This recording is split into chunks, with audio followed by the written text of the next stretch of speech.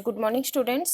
आज हम करते हैं 8th क्लास का 7th chapter conservation of plant and animals. Means हम प्लांट और एनिमल्स को किस तरह से कंजर्व कर सकते हैं। प्रत्येक जो लिविंग ऑर्गेनिज्म है अर्थ के ऊपर वो डायनामिक कम्युनिटी का पार्ट है। ठीक है, वो किसका पार्ट है? Dynamic community. तो every living organism on earth is member of dynamic community.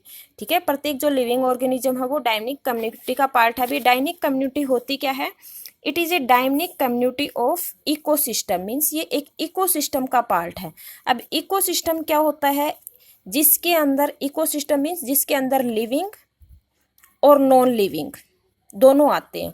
Living और नॉन लिविंग, जैसे मान लो आपके प्लांट हैं, एनिमल हैं, पर्वत हैं, ये सारे क्या होते हैं? इकोसिस्टम के अंदर आते हैं, लिविंग भी और नॉन लिविंग। तो इकोसिस्टम देखो, it is complete unit that consist of living and non living. Means वो कंप्लीट पार्ट जिसमें लिविंग और नॉन लिविंग दोनों आते हैं, वो क्या है? आपका इकोसिस्टम। इकोसिस्टम के अंदर there are numerous kind of plant and animals. Means काफ़ी प्रकार के प्लांट मिलते हैं और एनिमल मिलते हैं दैट एग्जिस्ट ऑन अर्थ। अर्थ पे आप देखेंगे तो आपको अलग अलग प्रकार के प्लांट मिलेंगे, अलग अलग प्रकार के एनिमल्स मिलेंगे।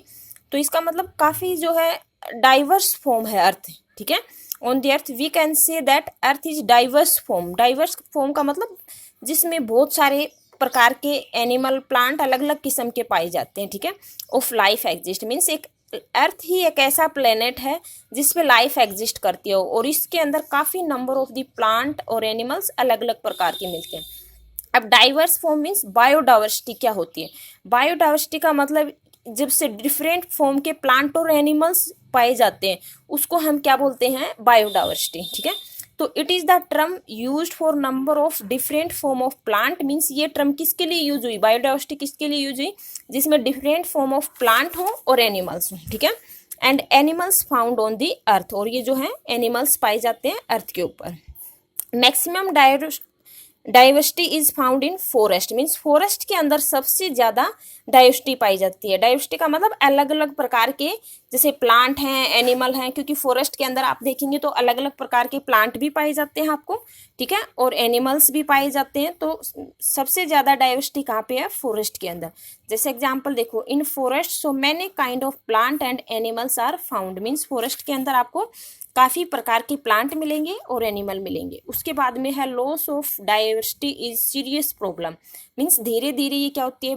डाइवर्सिटी बायोडाइवर्सिटी खत्म होती जा रही है। मीन्स जैसे प्लांट भी खत्म होते जा रहे हैं, कुछ एनिमल हैं वो भी धीरे धीरे खत्म होते जा रहे हैं। तो ये हमारे लिए एक सीरियस प्रॉब्लम है क्योंकि इससे सारा इकोसिस्टम है वो आपस में जुड़ा हुआ है। तो loss of diversity mainly due to sudden and plan. Means किस कारण से होता है? कुछ तो सडनली होता है कि हम उनको बिना प्लान किए, वो ऑटोमेटिक होता है, उसको हम नहीं रोक सकते।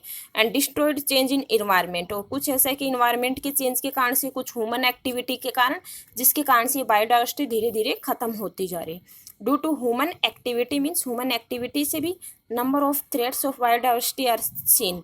मीन्स काफ़ी प्रकार की बायोडाइवर्सिटी है वो आपको देखने को मिलती है। जैसे डिफोर्टेशन है, भी पेड़ पौधे काटते जा रहे हैं तो इससे क्या होती है? बायोडाइवर्सिटी डिस्टर्ब होगी, जिसको प्लांट एनिमल हैं वो खत्म होते चले जाएंगे।